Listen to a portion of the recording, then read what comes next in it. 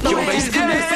Ça suffit. Vous avez entendu votre mère, on vous a toujours dit qu'il fallait vous concentrer sur vos études au lieu de perdre votre temps à faire des boulots minables. Et c'est votre seule chance d'apprendre. Ah là, je leur ai demandé de trouver du travail. Que ce qui compte, c'est de travailler dur. Parce que l'argent ne tombe pas du ciel.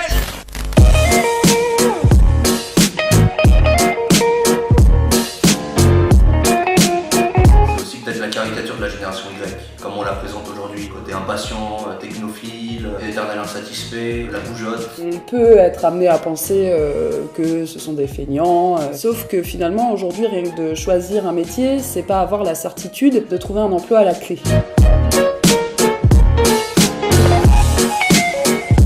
Le travail qu'on leur propose, c'est d'abord de la précarité. Précarité sur le type de contrat de travail, précarité sur les horaires de travail, et souvent, c'est des niveaux de salaire très faibles. Démarrer sa carrière avec des stages, avec de la précarité, avec des périodes de chômage est particulièrement difficile.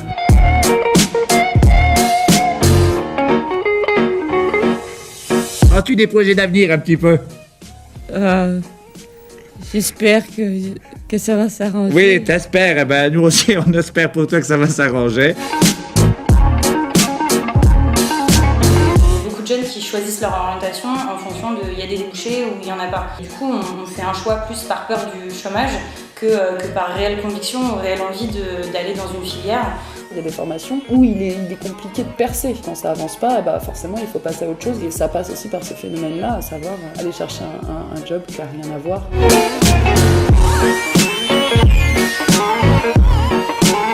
Et à un moment, je pense que quand on a même un bac plus 3, un bac plus 5 et que ça fait 6 mois, 1 an qu'on cherche un travail, bah oui, on finit par accepter des emplois entre guillemets qui pourraient être pourvus par un autre profil et des personnes qui sont sans diplôme, qui sont encore plus en galère que les autres parce que les emplois qu'ils pourraient occuper normalement sont pris par des personnes qui ont bac plus 3, bac plus 5, qui ont de l'expérience.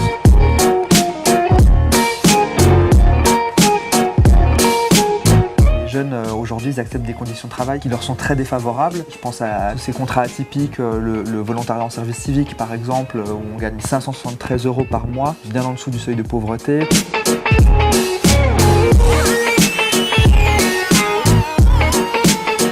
Déjà, la première solution, c'est de mettre fin aux contrats atypiques avec des mesures dérogatoires au droit du travail. Pour 70% des jeunes, un travail digne, c'est un travail en CDI. La deuxième chose, c'est de remettre en place des minima sociaux pour les jeunes, les mêmes que pour les autres, et évidemment relever ces minima sociaux au moins à hauteur du seuil de pauvreté. Personne n'arrive à vivre avec moins de 500 € par mois. Depuis mai 68, les jeunes font peur. Donc faut pas qu'ils hésitent à utiliser ce capital de peur parce que pour le pouvoir aller taper sur les jeunes, ça la fout mal. C'est pas le monde qui va se plier à vos désirs, les enfants. C'est pas 68 années de la jeunesse. C'est pas comme ça que ça se passe. Il y a le vrai monde dehors. Et le vrai monde, il va chez le coiffeur.